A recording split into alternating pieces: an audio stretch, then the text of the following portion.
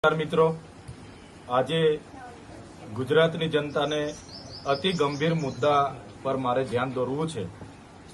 મુદ્દો એવો છે કે ગુજરાતમાં હવે જ્યારે સ્થાનિક સ્વરાજની ચૂંટણીઓ આવી રહી છે તો સ્થાનિક સ્વરાજની જે સંસ્થાઓ તાલુકા પંચાયત, જિલ્લા પંચાયત, નગરપાલિકા, મહાનગરપાલિકા પાછલા 5 વર્ષમાં ભાજપનું શાસન હતું અને એમાં એ લોકો નિષ્ફળ ગયા છે।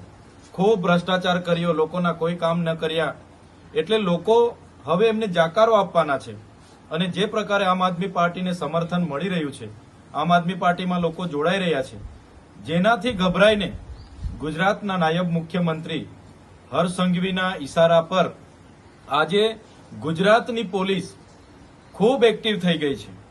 અમારા જેવા નેતાઓને કઈ રીતના ડિસ્ટર્બ કરવા, અમારા નેતાઓ કાર્યકરોને કઈ રીતના ડિસ્ટર્બ કરવા, એનું ગુજરાતનું પોલીસ આજે કામ કરી રહી છે। આજે આપે જોયું હશે કે ગુજરાતમાં આ માર્ચ મહિના દરમિયાન અમારા નેતાઓને, કાર્યકરો પર 34 જેટલી એફઆઈઆરો થઈ, 34 એફઆઈઆરો, અને એ 34 એફઆઈઆરોમાં 150 જેટલા અમારા ગુજરાતના નેતાઓને, કાર્યકરોને એ લોકોએ કોઈ પણ વાક ગુના વગર એરેસ્ટ કર્યા, એમને પોલીસ સ્ટેશને લઈ જવામાં આવ્યા, એમને ડરાવવામાં આવ્યા, ધમકાવવામાં આવ્યા કે ભાઈ તમે આમ આદમી પાર્ટી છોડી અને તમે કામ કરો। આમ આદમી પાર્ટીમાં કેમ કામ કરો છો? એમના મોબાઈલ જપ્ત કરવામાં આવ્યા, લેપટોપ જપ્ત કરવામાં આવ્યા, એમના પરિવારને ડિસ્ટર્બ કરવામાં આવ્યા, એમની ગાડી કઈ છે, બધી જ પ્રકારની તજવીજ ગુજરાતના Sabarkantha SP, Junagadh SP, Jamnagar SP, Bhavnagar SP, કચ્છના એસપી, બધા જ લોકોએ કર્યું છે।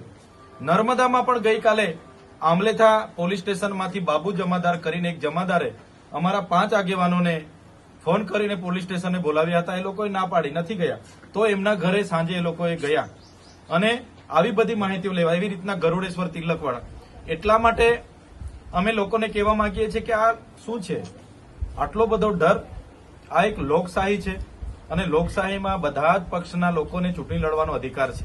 જે પણ ઉમેદવારો તરીકે દાવેદારી કરી છે એમનું સર્વે થાય છે, એમના ઘરેથી એમને દબાણ કરીને બોલાવવામાં આવે। એટલે આપના માધ્યમથી અમે એવા ભાજપના નેતાઓને અને પોલીસ અધિકારીઓને પણ કહેવા માંગીએ છીએ કે આમ આદમી પાર્ટી એ આંદોલનકારી લોકોથી બનેલી પાર્ટી છે। અમે ગુજરાતની જનતાના ન્યાય માટે લડીએ છીએ।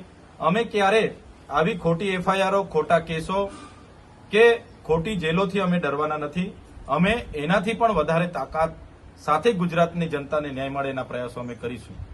જે પ્રકારે આમ આદમી પાર્ટીનો વ્યાપ ધીરે ધીરે વધી રહ્યો છે, એટલે ભાજપના નેતાઓના ઇશારે જે પોલીસ કામ કરી રહી છે, ત્યારે પોલીસને પણ અમે કહેવા માંગીએ છીએ સરકારો આવશે, જશે, બદલાશે, તમે સંવિધાનના શપથ લઈને આઈપીએસ, એસપી તરીકેનો ચાર્જ તમે સ્વીકાર્યો છે, ત્યારે જનતાની સુરક્ષા, સલામતી અને શાંતિ એ તમારો કર્તવ્ય છે। અમે બધા અધિકારીઓ પર આક્ષેપ નથી કરતા, પણ જે પણ અધિકારીઓ ભાજપના એજન્ટ બનીને કામ કરે છે એમને પણ અમે કહેવા માંગીએ છીએ કે જો તમને અમારા કાર્યકરોને આ પ્રકારની એફઆઈઆરો કે જેલોનો ડર બતાવતા હોય તો તમારી જેલો મોટી કરી દેજો। અમે જેલો ભરો આંદોલન કરવા માટે પણ તૈયાર છે। ગુજરાતની જનતાને જ્યાં પણ અન્યાય થશે ત્યાં આમ આદમી પાર્ટીના કાર્યકરો, નેતાઓ લડશે, લડશે ને લડશે।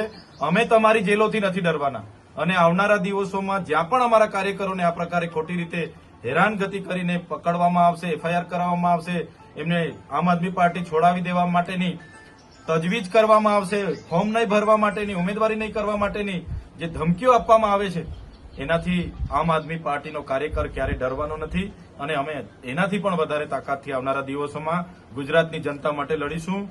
આમ આદમી પાર્ટી ગુજરાતની સ્થાનિક સ્વરાજની ચૂંટણીમાં 12,000 ઉમેદવારો ઉભી રાખવાની છે અને મજબૂતાઈથી લડવાની છે અને અમને પૂરેપૂરો ગુજરાતની જનતા પર ભરોસો છે। જે પ્રકારે અમને સમર્થન મળે છે, અમારો વ્યાપ વધે છે, ચોક્કસ આવનારા દિવસોમાં આમ આદમી પાર્ટી ગુજરાતની ઘણી એવી જિલ્લા પંચાયતો, તાલુકા પંચાયતોમાં સંપૂર્ણ બહુમતીથી પોતાના પ્રમુખો પણ બેસાડશે। ધન્યવાદ।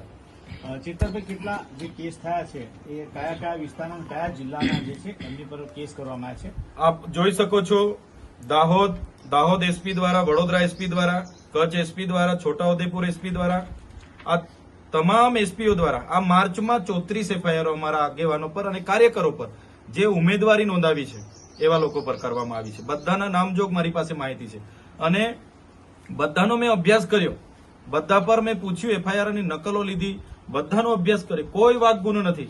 બસ પોલીસ સ્ટેશન એમને બોલાવે છે, ક્યાંક તો કોઈ જગ્યાએ જતા હોય તો રસ્તે બુટલેગરો એમને અટકાવે છે અને કેમ અમારા વિરોધમાં બોલતો તો એમ કરીને એમને ડિસ્ટર્બ કરે છે. અને અમારા લોકો જયારે ફરિયાદ નોંધાવા જાય, ઉલટાનું એમના પર ફરિયાદ પોલીસ નોંધે છે. અને આખા ગુજરાતમાં નોંધ કરજો, આખા ગુજરાતમાં સેમ પેટર્નથી આ જેટલી એફઆઈઆરો થયેલી છે સેમ પેટર્નથી થયેલી છે, અલગ અલગ નથી. એટલે હાઈ લેવલની બેઠક ગુજરાતની મળી હશે અને એમાં ડીજી, આઈજી, એસપી લોકો જેવા અધિકારીઓને ત્યાંથી સૂચનાઓ મળી હશે. એટલા માટે જ આ 34 એફઆઈઆરો મેં વાંચી, સેમ પેટર્નથી એફઆઈઆરો થઈ છે, સેમ પેટર્નથી તપાસ થઈ છે અને સેમ પેટર્નથી કલમો લાગેલી છે. કયા ગુના નોંધવામાં આવ્યા છે આપે જો એની તપાસ પર કરી મોટા છે? ભાગે જે કયા આરોપ છે જે એફઆઈઆર થઈ છે એમાં આરોપ એમના પર ખોટી માહિતી લોકો વચ્ચે પૂરા પાડવાના, લોકોમાં ખોટો પ્રચાર કરવાના, આમ આદમી પાર્ટીના કાર્યકર તરીકે, અને જે હમણાં બુટલેગરો દ્વારા સુરેન્દ્રનગર અને જૂનાગઢમાં 2 જણને અટકાવવામાં આવ્યા. એ લોકો એક્ટિવા પર જતા હતા, 4 વ્હીલ સામેથી આવી, બુટલેગરો અટકાવ્યા અને એમને માર્યો. એમના સ્વબચાવમાં એમણે પોતાના સ્વબચાવનો પ્રયાસ કર્યો અને પોલીસ સ્ટેશને જઈને પોતાની ફરિયાદ નોંધાવા ગયા. 2 કલાક બેસાડીને ઉલટાનું બુટલેગરની ફરિયાદ લઈને એમના પર 307 લગાડી છે. એના સિવાયની બધી ફરિયાદો છેડતીની, એટ્રોસિટીની અને દુષ્પ્રચાર કરવાની, સરકારી કામમાં રૂકાવટની એવી કલમોથી એફઆઈઆરો થયેલી છે. બધી સેમ પેટર્ન. જાય એટલે મોબાઈલ જપ્ત કરે છે, લેપટોપ માંગે છે, એમનું દફતર લઈ લે છે, એમના ઘરે જાય છે અને એમની પાસે કેટલી ગાડીઓ છે, એ પોતે શું કરે છે, એમના ઘરે શું કરે છે, બધી માહિતી લઈને આ એફઆઈઆરોમાં બધી માહિતી, જે મેન માહિતી હતી એ મેં આખું છૂટું પાડ્યું છે. તો 34 જેટલી એફઆઈઆરો આ માર્ચ મહિનામાં જ આમ આદમી પાર્ટીના કાર્યકરો અને નેતા પર થયેલી છે. આ બધા ઉમેદવાર જ છે? આ અમારા નક્કી થયેલા નગરપાલિકા, મહાનગરપાલિકા, જિલ્લા પંચાયતના અને તાલુકા પંચાયતના ઉમેદવારો આમાં મોટે ભાગેના ઉમેદવારો છે.